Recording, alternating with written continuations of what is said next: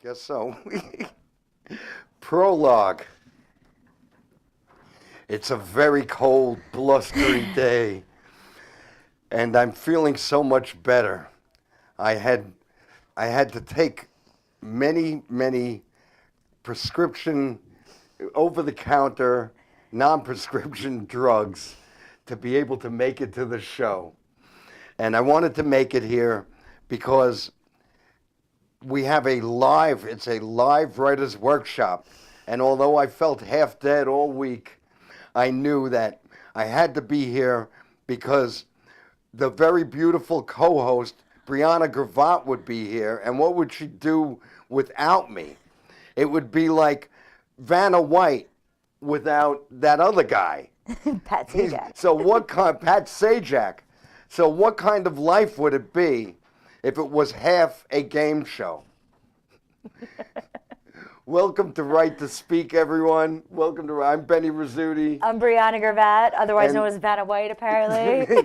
And that's about the best I could do today. I know Brianna's like, are you going to open? And I was like, I forgot. I just forgot. No, I mean, I would have been like, oh yeah, he was sick, so please forgive us. Benny was ill this weekend, so he's feeling so much better today, which is wonderful. Yes. And we're very happy to have him back. Thank and you. it would have been half of a show without him. It would have been fun, though, if I was in my sick bed and I watched you. Yeah, but then who would I talk to? I don't know. I would have had Jason come in here and talk to him. We would have talked restaurants. Jason's one of the techs here.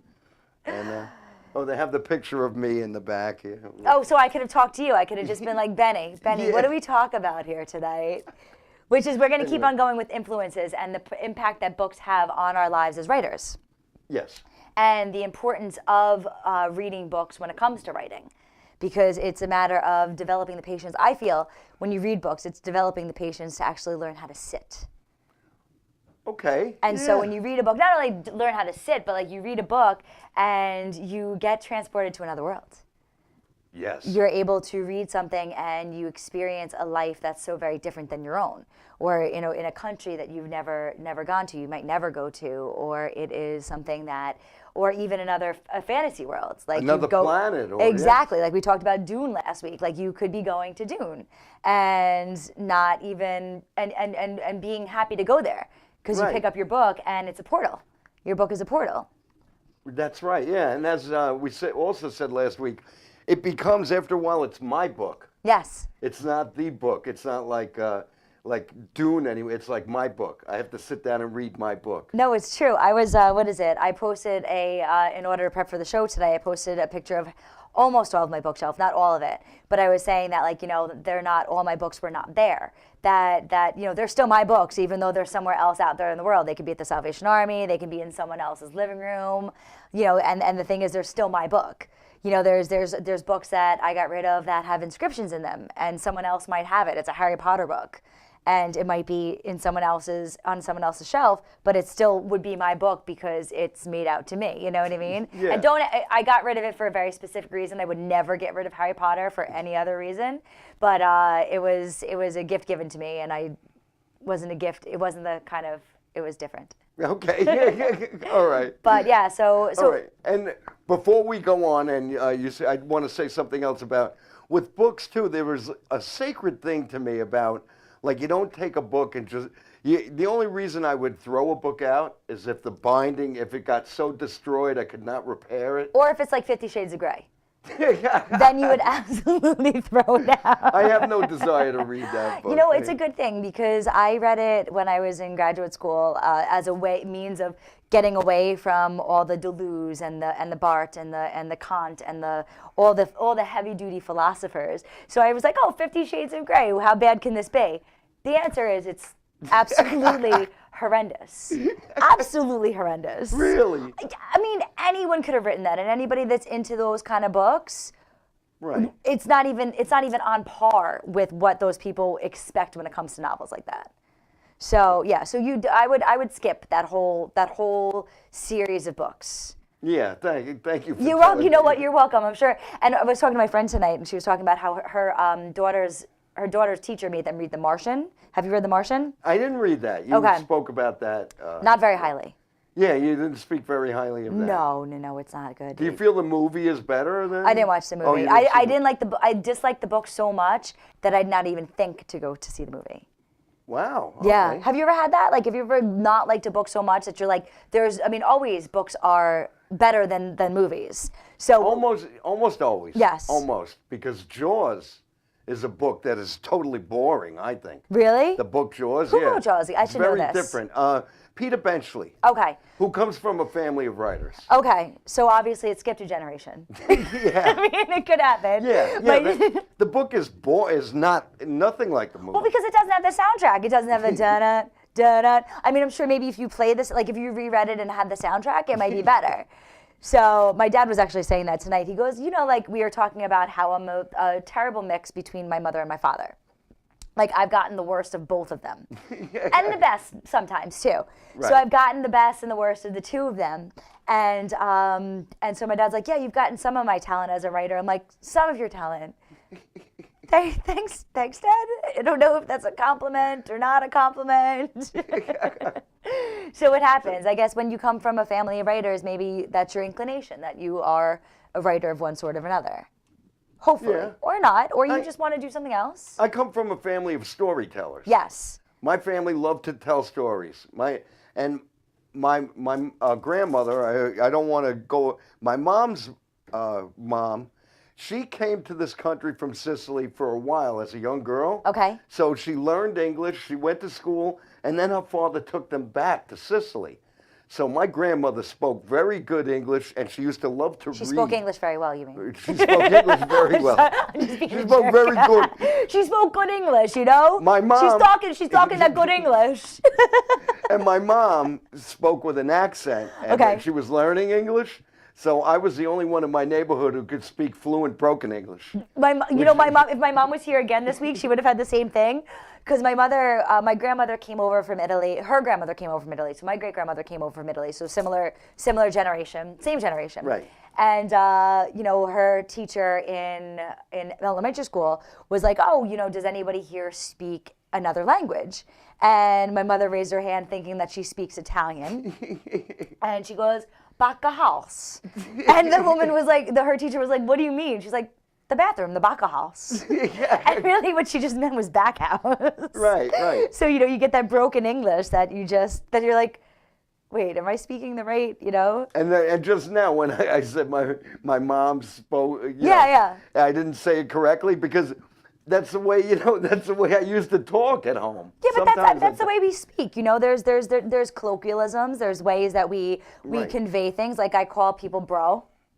Don't that's not nice. It's not the proper way of addressing everybody. But at the same time, you could, you change the way you write. And there's a lot of writers that do that as well. That what is it when Steinbeck wrote Of Mice and Men? When Lenny was speaking, he wrote it in the way Lenny spoke, as a mentally handicapped man. So that helps with writing is that like you are able to recognize, oh, you're speaking broken English, or you have people that write in pidgin when they're writing in books and everything. So Well, I like that when I'm reading a book, and Yeah. you don't just say this person came from another country and had trouble. You actually speak that way. When that character speaks, Yeah. you write it that way. Yeah, and so that way you learn actually languages that are spoken in different places. You learn. One of my favorite books is The Power of One by Bryce Courtney, and it's a book about a young boy growing up in South Africa during apartheid, and he wants to be the welterweight champion of the world. And it winds up that he was bullied in school by all the rich white kids, and he learned how to fight from a black man, and he was fighting, and he was training to be a boxer. But really, at the end, the welterweight champion of the world. I'm not ruining the book for you. It's just it's a wonderful book. okay. It's an incredible movie too. So it's a good balance between the two. But he wound up being able to, as he got older, he met up with the guy that bullied him. Like really, they used to call him Piss Cup. And so he caught up with him, and he beat the crap out of him. But you learned how they referred to each other, as butt and piss, and like different things different languages that are spoken in different areas of the world. And that's what I love about books as well, is that the way people describe things, or people that use words like this. One of my other favorite books is A Country Between by Stephanie Saldana. very relevant to be reading at this time because it is about a young woman, and by young woman I mean she's probably about my age, maybe a couple of years older, but who spent time in Syria before the war, and she was studying religion and then wound up marrying a monk that lived in Syria that was French. And she speaks about words and what their meanings are and where their origins are, and certain Arabic words and certain French words, and she relates it to the story of the life that she's telling. And it's such a beautiful conveyance of language and meaning and storytelling that really interweaves. Like if you can throw in word, don't do it. Don't just be like, oh, I like this word, I'm going to throw it in randomly somewhere. But like if you write something and say like, this is relevant to the story that I'm saying, it makes Right. all the difference. And you should like research that word then. No, how to absolutely, properly- absolutely. Right. One of my favorite things, instead of a thesaurus, is an etymology dictionary. So you find out the root. Okay. Yeah. I didn't even know that there was an etymology. Yeah, there is an etymology dictionary. So the etymology dictionary, well, I mean, I don't know if it's necessarily like there's a full, unabridged version of all the words and where they come from, the root of all Right. the words. But like, I always say that if I was an art historian, I would absolutely get my PhD in etymology because I am fascinated by the meanings of words and where they originated from and how they came to be what they are. Yes. And so I find that you can learn that from books. Like if you look at some of the books that I've read, like if you see this, it's all underlined. This is probably not a good example. Here, I'll pick out this one. Like if you look at all these, if there's certain words that I don't know, I'll circle them. I'll come back to them. I'll write the definition on the inside, so that way when I go back and say, oh, what does this word mean? I have it. Right. And you learn, and that's what I love about books too, is that you learn language. Language is living inside of books. I no longer mark up books. I try to write down the words and I write the page number on there. Oh, do you really? Then, yes. Do you keep because like a special journal for the books that you're reading? I haven't lately, but I did because I had a professor who would mark up books too. Mm-hmm. He would do that because he would tell you that if you read a word and you thought that you knew the word but you really weren't sure, you have to look it up. You have to know exactly what it is you're reading, and he would mark it. But then he said if you didn't want to mark it, I would put like a P, like P23. I'd write the word and P20, so page 23. So I knew that the word was in page 23, Yeah. and I'd do it that way. Oh, okay. I still do it too, Well, I think that's why all my books are also paperback, because hardcovers, I feel like I'm committed to the hardcover, that it should stay pristine in one way or another. Okay. But like when I get paperbacks, I'm like, oh, it's fine. I could just mark up the hell out of it, But a hardcover, it just said, okay, I've really bought a book. It's not only my book, but it's like it's my book. Right. No one will ever get a hardcover copy of one of my books. I will never give away a hardcover book that is in my library. Because Yes. it's just like, no. It's hardcover. You can get the paperback version that's released like a couple of weeks later. All right, and now these books that you brought here, these are authors who have influenced you as a writer? Yes. So I have brought a collection tonight of books that have had an incredible meaning in my life. So that I always talk about Tom Robbins. Yes. So Tom Robbins is one of my favorite authors, and this is his Wild Ducks Flying Backwards. And so we were talking about place and what you learn of place, and everybody knows Tom Robbins is based in Seattle. And if he wasn't 87 years old, I would probably ask him to marry me. Actually, no, Tom Robbins, will you marry me? You're already married, and I know you, whatever. Anyway, so he talks about Seattle. And the thing is that that it rains in Seattle. That the weather is there's not as much sunshine as you would like for such a beautiful area of the country, right? Right. But when he talks about it, he talks about the rain, and he says, and it will rain a miracle, and it will rain a comfort, and it will rain a sense of salvation from the Philistinistic graspings of the world. And when you think about rain, don't you want to think about it in that terms of that it's not just raining, it's raining so many things. It's raining, for some people, it is raining their livelihood, it is raining their food sources, it's raining how they're going to transport from one area of their country to the next. So when you think about rain, it's not just like, oh, this is inconvenient, it's raining, I'm going to get wet. Rain means something. And to write an entire chapter on what rain means to you as a human being in the city that you live, that to me was so profound, because you could take something as simple and complex as rain and turn it into what it is.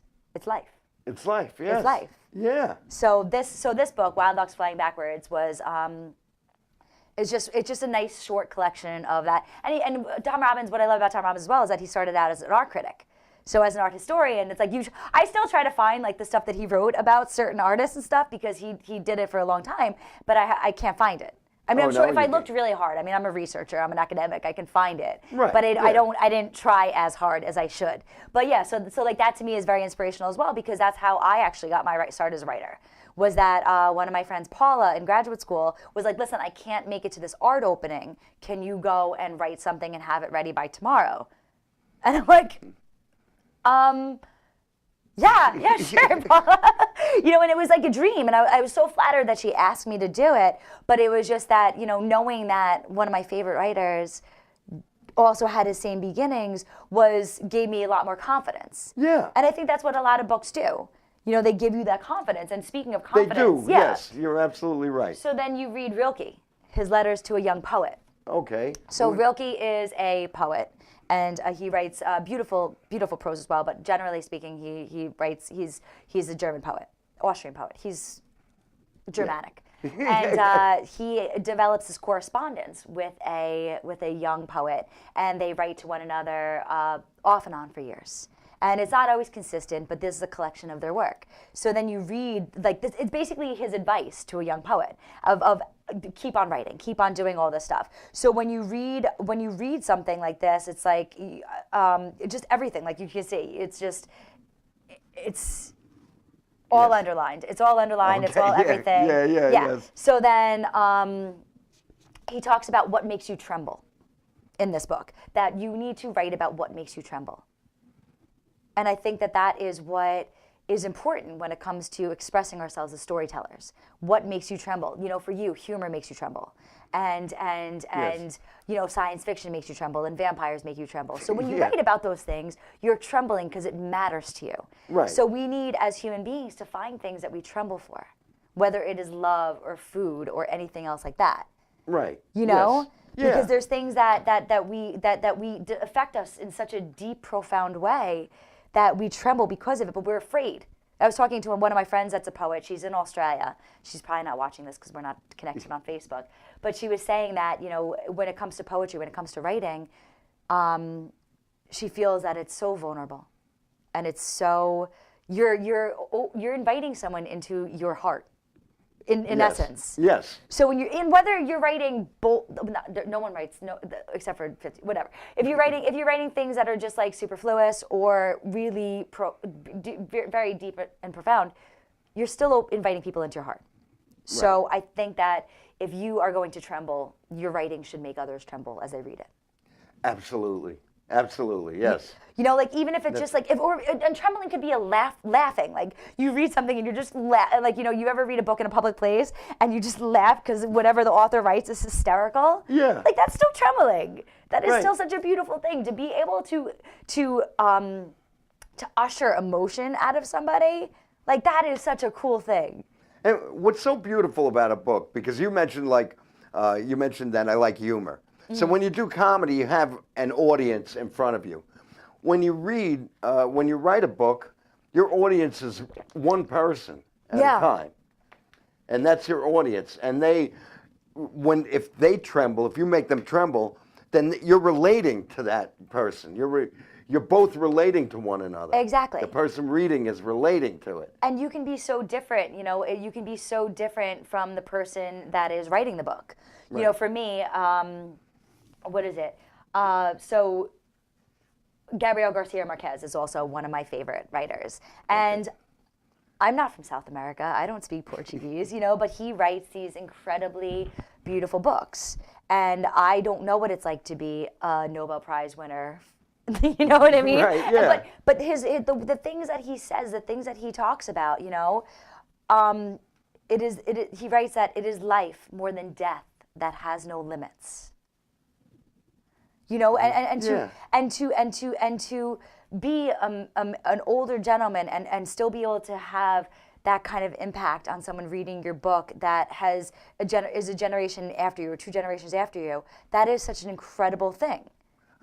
You're right. One of the beauties of when you're reading the book, sometimes you know very little about the author, if anything. Yeah. There were times I've read the book, and I don't know what they look like. I don't know anything about them. I don't know. Sometimes I thought the author was a man, but it was actually a woman who used a pseudonym of a man so that she could get published. Right. At the George time. Sand. Yeah. Yeah, I mean, a lot of people did that. A lot of women have done that, and I was Right. actually been doing a lot of thinking about that because last week we talked about how, in terms of female writers, what kind of impact, they've had an impact on your life, but they're not as present as male writers. Still a male-dominated field. Well, it's changed a lot in the last It has, 50 years, 60 years, but before that, a lot of how many amazing female writers have there been in this world that have never gotten their words read? Right. You know? The famous poet, can't think of a name, passed away long time ago. I'm trying to think. Emily Dickinson? Yes. Emily Dickinson was not a published poet. Her work, I'm almost positive about this. I think she had been published like once in her life, Very but not yet. Very, very. nothing. She wasn't really known. She wasn't that good. But anyway, Yeah. keep going. But now there are collections of her work, Yes. and there are things about her work that people like. I do like some of her Mm-hmm. poems. I have collected work, which I think is all her work. Yeah. But then again, that's your opinion too, because there are authors that I'll read and I'll think are really great, and then there are authors. Ayn Rand. I mean, I'm sorry, people, but I'm not a big fan. I can't really get into her, and people love The Fountainhead. And I think she appeals to the intelligentsia. I think she appeals to people that like to really. No offense, I'm not trying. Like no. I have read them, but it was difficult for me because I understood what she was getting at, but at the same time, I just feel like it was propaganda. She had an agenda, and she wrote it, and she has affected the politics of our nation at this time, and not in the best way possible. all right, but I have friends. No, she knew what she was doing. I have friends who love. Yeah. I have friends who love her. Yeah. And they said you have to read this, and sometimes they don't, And there are authors I tell people, and they're like, Speaking of women authors that people should read, and I don't think enough people read her, is Catherine Valenti. She wrote, hands down. I'm not one to read back-to-back books written by the same author, but this woman changed my life. Yeah. This woman, I was talking to my friend the other day, and how it is that there are certain books that we find when we're supposed to read them. Okay. And Catherine Valenti wrote this book that she started the series with the girl who circumnavigated fairyland in a ship of her own making. And it's about this young girl that is wishing for her father to return from the war. And I think it's World War II. And her mother is a seamstress. No, I'm sorry. Her mother is she's a machinist, actually. Oh, yeah, Yeah, I okay. think she builds the planes for the Air Force. And she just writes this spectacular story about this little girl named September who goes to an alternate universe, but it's not alternate. Like you feel as if it exists, and Oh, okay.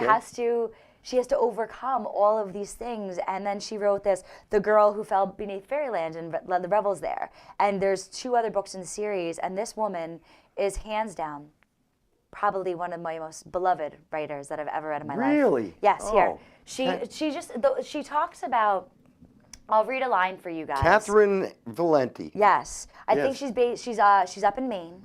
And Oh, yeah? She's a very prolific writer. She writes not only this, she writes other fiction books, nonfiction books, and everything else like that. But in terms of when you talk to young children, have you read this? They're like, they're more inclined to be like, oh no, I've read Harry Potter, I've read the Percy Jackson stories and Yes, stuff like that. right. But this stuff, I feel like this should be for every elementary school and early middle school, that everyone should read these because it brings out imagination. It brings out, like, there's this one line, one of my favorite lines that I read. I mean, it comes to the point when she writes that it brings tears to my eyes.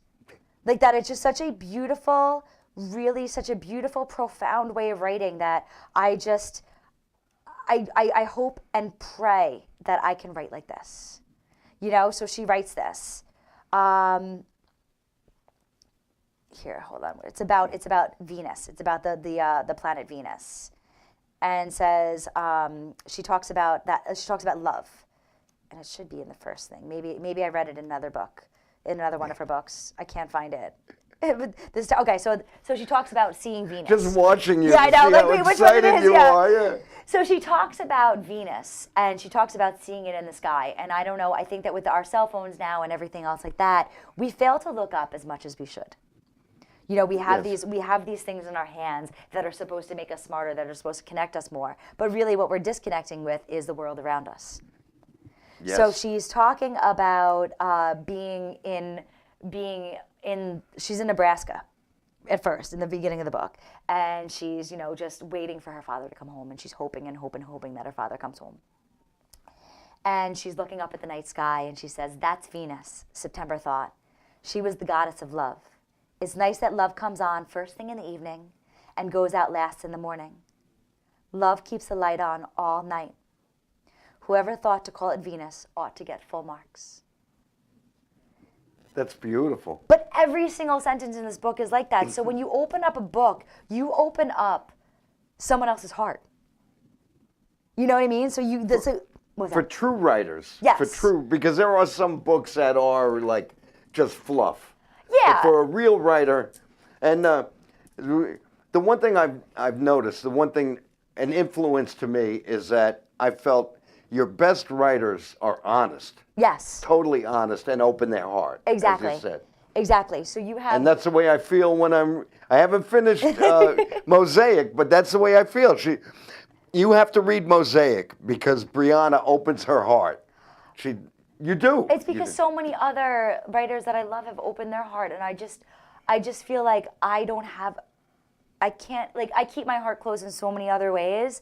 I can't do it with my writing because I just hope that there's one person that reads my words and says, "I feel that way." You know, I've experienced that, and that goes with anything that you read. You know, one of my favorite books when I was growing up was Bridge to Terabithia, and I mentioned it in my book as well. Right. So this is Catherine Patterson, and Catherine Patterson lost one of her dearest friends when she was young. Oh no, I'm sorry. Her daughter or her son lost one of their dearest friends. Okay. Something like that. But then Yes. she sat on the story for a long time, and then she came up with Bridge to Terabithia. Now, this is also another book that has become a movie. The book, Yeah, that's why I'm saying. yeah, but this is very, the book is very different. So this is, I mean, it is 128 pages. But this book is about a young girl who is the tomboy of the town. And I right away was like, oh my gosh, yes, I am her. And this boy, and she's the fastest girl in her school. And then all of a sudden, this boy comes here, and he beats her. And they automatically, like, it's a friendly competition, but they become best friends, and they're outcasts. Not outcasts, but they're not like, you know, they're not the run-of-the-mill cool kids. Right, they're not the status quo type of the part of the clique. Exactly. So you have these two people that just connect at such a innocent soul level, and I had that kind of, my best friend died when I was 9 years old. Right. And I had that kind of relationship with her. So when I read this book, I just thought to myself, okay, I am not the only person in the world that loses people. No. And I am not alone in that. So if I lose people and other people lose people, then we're all in this together.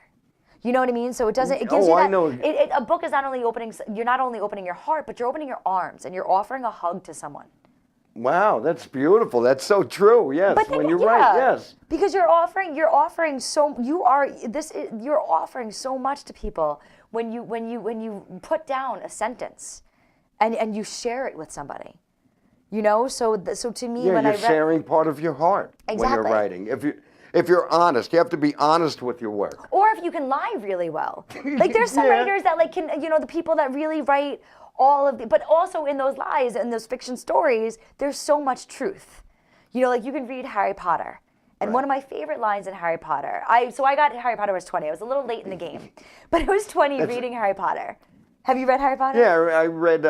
I read a few of his books. I used to read them to my son Ryan. So Ryan probably adored them. Oh yeah, Ryan's read all of them. Yeah, He loves them. And like some people, they revisit it every year. They sit there and say from December, like a lot of people, I think from December until January, reread the entire series of Harry Potter, and so there's this one part where, and Harry also loses his parents. He loses his parents. And the right, thing is that, yeah, you know what? You could sit there and say that, oh, Voldemort's not a real person, but he was. He was Tom Marvolo. And, you know, like, obviously it's a fictional story, it's fantasy and everything else, but he's looking in a mirror that is in the Chamber of Secrets. I think it's in the Chamber of Secrets. Please correct me. I'm probably wrong on this. No, well, that's in the first. No, it's in the second or the third one. But then Dumbledore comes to him because he knows what Harry's doing. Because Harry goes to visit his parents because he sees his parents in the mirror. That's the Sorcerer's Stone. Yeah, is it in that? Okay. The Sorcerer's Stone. So Dumbledore says to Harry, "Remember, Harry, it does not do well to dwell on dreams and forget to live." So even in these fictional stories, are these truths Yes. that you might not be able to speak about if you do not create this world around them. It's like you're keeping this truth safe and sacred. You talked about sacredness in the beginning of the program. Yes. That a book is sacred. Those Yes. truths become even more sacred.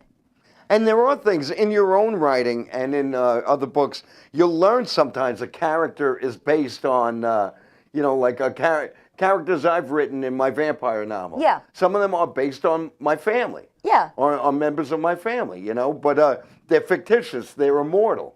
They're immortal characters. But isn't that what you do when you put someone in a book? Is that you make them immortal? To me, right? Yeah. But and not no pun intended because yours is a vampire story. Right. But you're immortalizing someone. You're Yes. immortalizing this moment in time. right, or certain traits of a character, or Yes. someone you like, somebody that had an effect on you. Those traits you'll put into a character. So it could be a fictitious character, but there is a lot of reality and a lot of heart. in that. Exactly. So my dad is always saying, like, if any situation I get frustrated with or anything else like that, my dad's like, just think about it. They're going to become an amalgamation in a character that you write about one day. I wrote one of the children's books I wrote was I was writing a not so love poem to an ex-boyfriend. And then I thought, what am I doing? Why am I wasting this energy on this person? And then I started thinking about who I love, and who I love is my nephews, and what do I love about my nephews? And it turned out that what I was writing about in terms of negativity turned into this positive story about this little boy, my nephew Andrew, who is brave. So I was originally writing about someone that lacked a lot of courage, and it turned into something else. So I think that you can not maybe immortalize people in certain ways, but then someone else becomes immortal because of it. So my nephew becomes immortal. So let me ask you, when you started out writing that, though, It wasn't a children's book. It wasn't, and did you think of your nephew right away, or you thought of him as you were writing that? I think about my nephews every single moment of every single day. And I have 14 nieces and nephews. But when you were writing, you have what? 14 nieces and nephews. Wow. So my goal in life is actually to write a children's book for every single one of them. So stop having kids, guys, because I know I can do it. Okay, but when you set out to write it originally, you weren't. You said you were writing it. Not love. No, I never had any intention to write children's books. And then when these words just danced in my head, when I started thinking about what children, because I mean, words dance in your head if you're watching this. Yeah, they do, right? Words dance in your head too. Stories dance in my head. Exactly, As I said, like you said files. last week. Like it's hard. Like sometimes you put them down, sometimes you don't. So when I was writing it, like I said, I write, and especially if I am trying to overcome heartbreak, I find that writing a letter helps me overcome it a lot better. But then as I was overcoming it, I had already wasted so much time. Not wasted, because nothing like that is wasted. You have to work through it. You have to process all of your emotions and stuff. But then I really thought about it, and I thought about, well, wait a minute. What is love? What is it? And my love for my nephews and my love for my nieces transcends anything that I can feel for anybody else. Yeah. And so that's where the story came from. But when I sit down to write, I'm not like, oh my God, I need to write a children's book. It just comes into my head. Yeah. And it's like, oh, that's a great story. Like there could be something that my nephews say that I'm like, it's just, I can't leave it alone until I write it. Okay. I was only asking about that particular story because you said originally it was like a unloved poem because you were Yeah, it and had it's- something to do with somebody that you Don't love. You don't love. But now then then it became then yeah. it turned into A love story for my nephew. For your nephew. And it's the Once Brave Boy. It's about the bravest boy in the world. And my nephew is, he's one of the loves of my life, and that's never Sure. going like it's such a different kind of love, So I Right. think that when we come into writing, maybe you never had an intention. Like maybe you're not like, I really wanted to write a vampire novel. Like it wouldn't go away. yeah. It So wouldn't that's go- so when yeah. you write, if the things that don't go away, like we talked about, the things that make you tremble, that's what you write about. Like it wouldn't go Right. away. If it keeps you up at night, my God, just write it down. Just Yeah. write it. Yes, absolutely. Write it down. And if you have ideas, we've mentioned this in the past that sometimes other people, if your idea is not going to be solely your idea, or other people will get that idea. Yeah. Or sometimes you should write down, even if it's. I have matchbooks with little notes written on matchbooks. Yeah. With quick note that I have a box full of stuff from the novel. I have a big box of just write it down because you think in your head, and I do this a lot. I think, oh no, I won't forget it, and then the next day I'm like, well, what was that? What was that that profound line I wanted to use? Yeah. I forgot because I didn't write it down. I do that all the time. Like I So go you to should- write, like I go to I'm like, oh, that's really good, and then I come back to it. Like sometimes I'll be talking to people about it or whatever, and I have to call them up and say, what were we talking about? They're like, I don't know. I'm like, They- I don't know. Because for those of you, if you write, you're watching. Other people who don't write, they really don't get it. They don't get the importance that you have to remember that line. Yeah. So that's why you should write it down. Or they don't get that you're sitting looking at a blank piece of paper, and my wife will pick up the phone and say, "Oh, Benny, he's not doing anything." It's like I am doing something, but my wife doesn't get it, and I don't blame her. It's just she doesn't get that. I have the ideas. What am I going to write on the paper? And I think that a lot of people view it like that. It's like, okay, like you're okay, you're a writer. What else do you do? It's like, what else? What else do you want me to do? Right. Like what is it that you want me to do that is going to be better than following my passion? Right. What do you want me to do? Okay, because if I don't do this, I'm going to be a miserable SOB.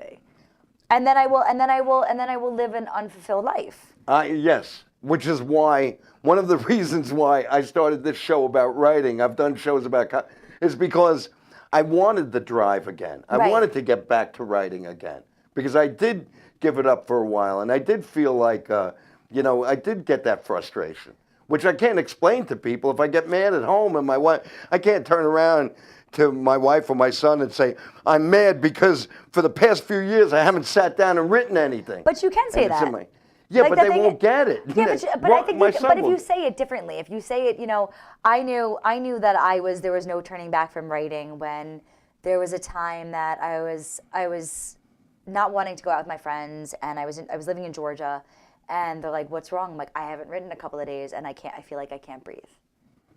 And so I think that if you just say it like that, and if it's days, if it's months, if it's years, if it's something, at least you can say like, "This is what allows me to breathe." Yes. So I think that's a wonderful reason for starting the show, for getting to light that fire, to reignite the flame. 'Cause the flame, it's still flickering. It's still there. Always there. It's Yeah. always there. It doesn't go away. If you think, you think it does, and sometimes it finds you. I got away from comedy and it found me again. And you know what? And it's interesting because I was talking to my friend about the things that we find and the things that find us, and I mentioned that before. So I'm always the biggest fan of when people give you books or give you suggestions of books to read. So for me, like I had never read Ruth Reichl. Have you read Ruth Reichl? No. So Ruth Reichl is a food critic, and yeah, she's a food critic, and she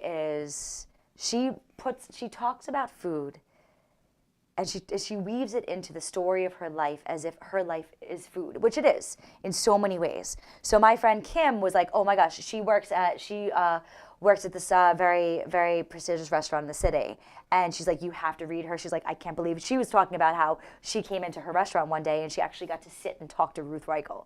And that to me would be a dream come true because this woman puts down on paper, you can taste the food that she's eating in your mouth as she's talking about it. And so, like, you talk about how you're drawn to things. So my friend Kim told me to read this book, but how are you not drawn to a title that says "Comfort Me with Apples"? Why would you not read it? Yeah, right. You know? And then you also have another book. So this book found me, and this is probably why I got married to a South African. Okay. I got married to. Oh, did you get to the point in the book yet? What? My South African ex-husband? No, that I didn't get. I'm still in China. I was so sick over the weekend. Yeah. I'm still in China too. I should have stayed there. I'm in. You have to. I haven't finished. I have not finished Mosaic, but I do love Mosaic. And this weekend, Saturday, I have nothing planned. He's been saying this for 2 weeks, guys. I 2 weeks. I'm a slow reader, but I was right. sick. No, I was very sick. I felt guilt about two things over the weekend. The two things were that I didn't write anything and that I didn't finish Mosaic. But you I should was feel too guilt weak. about that. You know? Yeah, no, the it's thing good. Is that I think it's good to feel guilt about that. you think so? Yeah. I feel like in a way it is, but at the same time, I also feel as if that, you know, there's. I know I brought up. I think it was either Theodore Adorno. It was an art historian who was basically like, let distractions seep into you. So that way, not that being sick is a distraction. Like Yeah, you were right. actually sick. Yeah, It's I totally was different. actually But quite- because when you let life distract you, you also are in the meat of it. So you get to experience it. Like I would have never, had I not lived, I would have never written Mosaic. Okay. Like had I not read these books, I would have never built up the confidence, or even hopefully I can dare say the skill to have sat down and wrote a book. You know what I mean? So like those distractions, those things that you do outside of writing Okay, or that, reading, yeah. that allows you to deliver things better, you know, and to understand what you're surrounded by. But I feel that guilt is a good driving force for me. Yeah, for you. For me, it works. Guilt works. Guilt gets me to write. Guilt gets me to finish reading. Really? Yes. See, I don't feel guilt. I feel like I owe like the book something when I'm reading it. So you know, I want to finish it. I'm stubborn. Like my friend and I were talking about reading The Martian. I kept reading The Martian until the very end, and I knew after the first page that I should never have read it. So that's like guilt of like being propelled forward. But like what I was saying before is about when books find you, or books like I dreamed of Africa.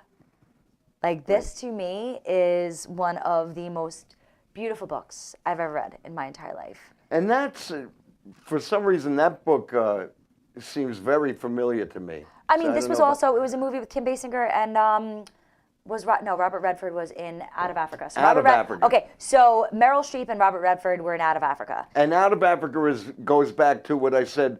It was a female author Yeah. who wrote under a male name. No, Isaac Yes. Dennison, still a female name. She's writing as a female. I thought No, that her name was originally Karen Blixen, and Isaac Dennison. Oh my gosh, she's a Dane. Oh, okay. Yeah, so it's a Danish name. All right. So let me correct myself. I apologize to the audience and to Brianna that I thought that Isaac Dennison changed her name to so that she could get published. No, no, she just. I thought she did. I mean, I could be wrong too. I could be absolutely wrong. I thought but she did. But I'm probably wrong. I'm usually the she's one. writing as a female. I mean, she she's might have not writing she might not have gotten published in Denmark, but like when she moved, I find that when I read that a long time ago, very, very long. So talking about when books transport you to places. Yes. I mean, her first sentence: "I had a farm in Africa, at the foot of the Ngong Hills." Don't you want to know where that is? Don't you want to know what she did there? I mean, that to me, and I think she also repeats it a time or two throughout the book as well.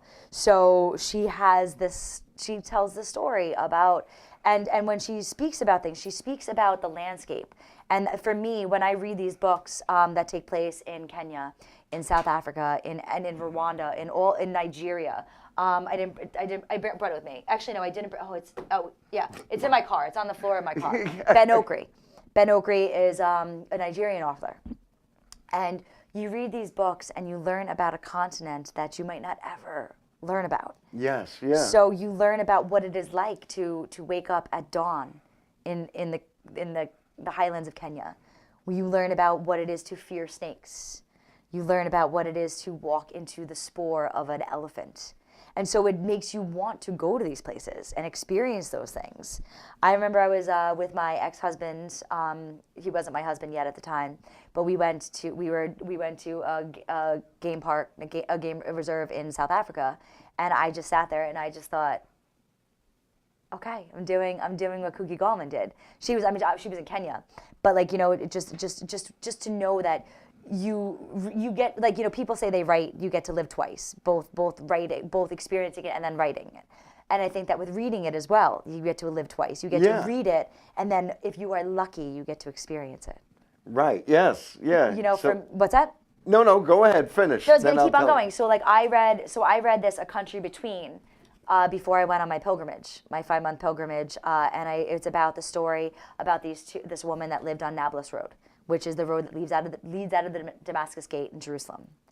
And to me, when I read this book, she is very much similar to Catherine Valenti in terms of every sentence that I read, I wanted to cry.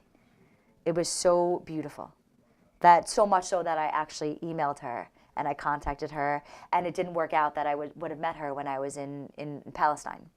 But she was out of the country, so I wasn't able to see her. But it was just when you spoke about meeting people, meeting your favorite authors, yes, and being able to speak to them about what did you do, like how did you do this, you know? It's a fabulous, it's an incredible experience to have that. A friend of mine was my friend's brother, Paul Barata. He used to have his own magazine, and then he wrote a screenplay that became a movie, but it wasn't his original screenplay when it became the movie. Right. And one time I remember sitting with him watching the movie Being There, and there was a scene with Shirley MacLaine trying to seduce Peter Sellers. Okay. And he doesn't realize it, and it's like a comical scene.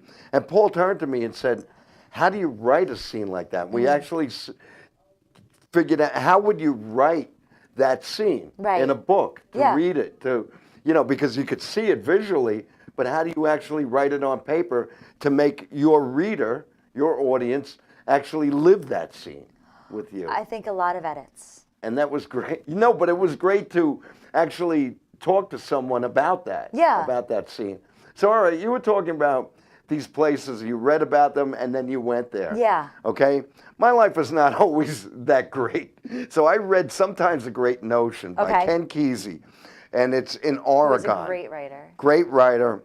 And this is a great book, a great American novel. Yes. And Oregon was so beautiful, and it was so green, and it's so that I wanted to go, and I went to Oregon after reading that book. And I went there in probably the worst drought in the history of Oregon. It was so bad that everything was brown. It didn't rain. If you smoked a cigarette, you had to make sure it was out because you would create a forest fire. And so I went there, and it took me days because I went by train because I hate to fly. Okay. And I went by train. It took me days to get there, and I got there, and it wasn't the Oregon of the book.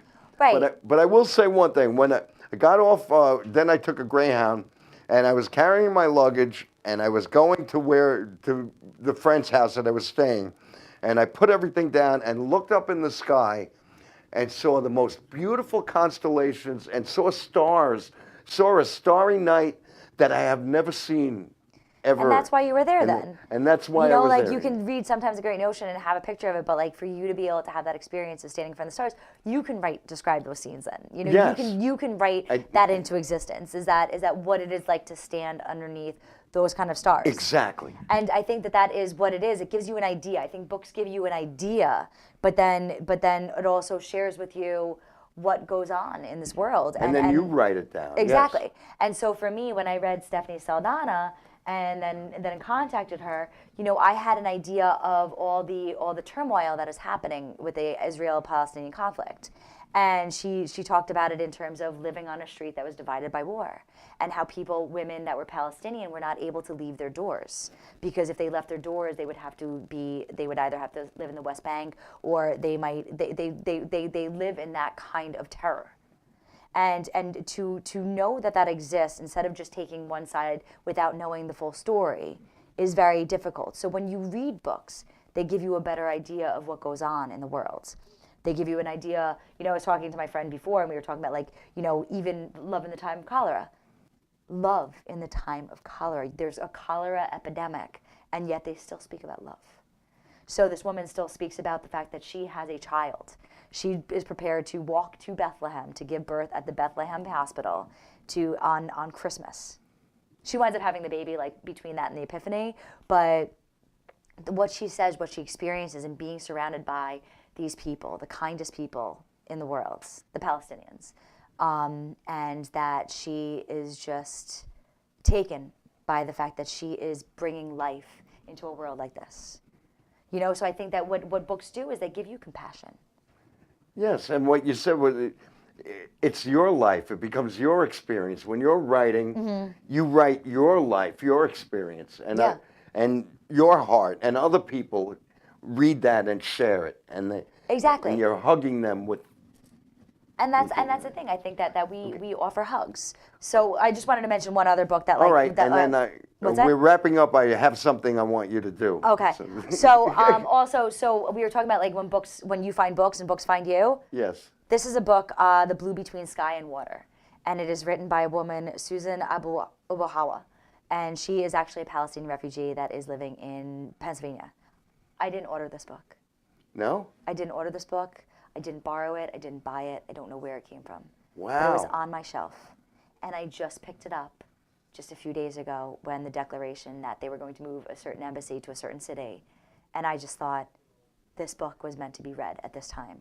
So when we read books, remember that the impact that they have, that we learn so much from not only the world that we're living in, but the books that we're reading to have a better understanding of why they're happening and why they continue to happen. And maybe we can stop other things from happening by reading books and being like, no. In Nigeria, like my author, Ben Okri, my author, he's not only are they my books, but it's my author now. Right. But like that you're like, oh, that's what it's like to be from that country.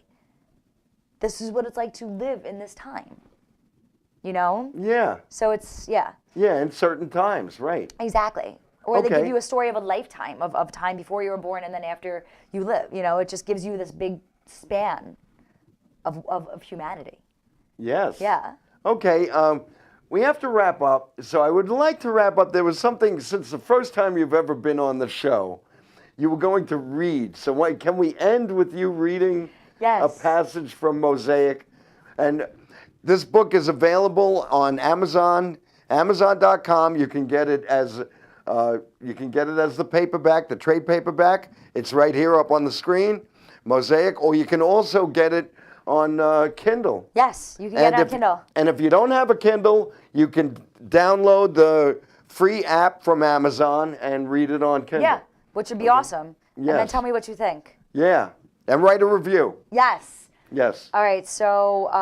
So we're going to end with, you've been watching Right to Speak, a live writers workshop. Hope you enjoyed the show, and we'll end with Brianna reading a passage from Mosaic. All right, so I'm actually going to end with a sad passage.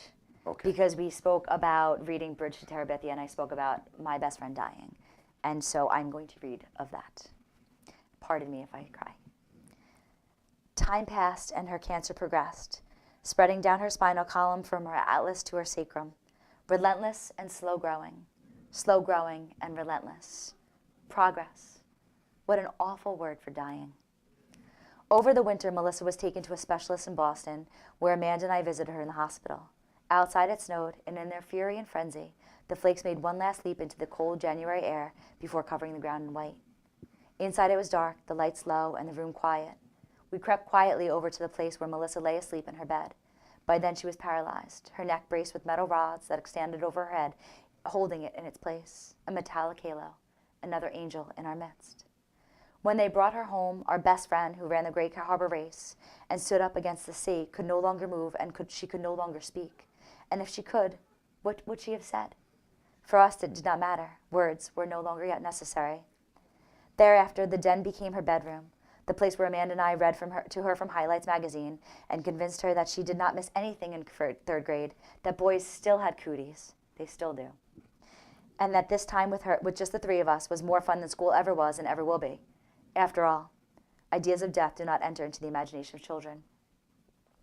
That was the day that Melissa turned 9. Weeks passed, and then months, and then it was August. What I remember of Wednesday, August 9th, 1989. The sun shining, the phone ringing, the door opening, 2 words repeated over and over and over again. She's gone. She's gone. She's gone. My mother holding me, refusing to let me go. Tears, oh so many tears. Still in my bed, I wanted to believe that it was all a dream. I wanted to scream and tell my mother that she was a liar because I would not believe that she was telling the truth, that Melissa was dead, that my best friend was gone. But I did not scream. I did not call my mother a liar. I did not say anything at all. I only stayed in bed and my mother stayed with me. She never let me go. What I wish I could forget about August 9th, 1989. Everything. Take care, everyone. Give me a hug.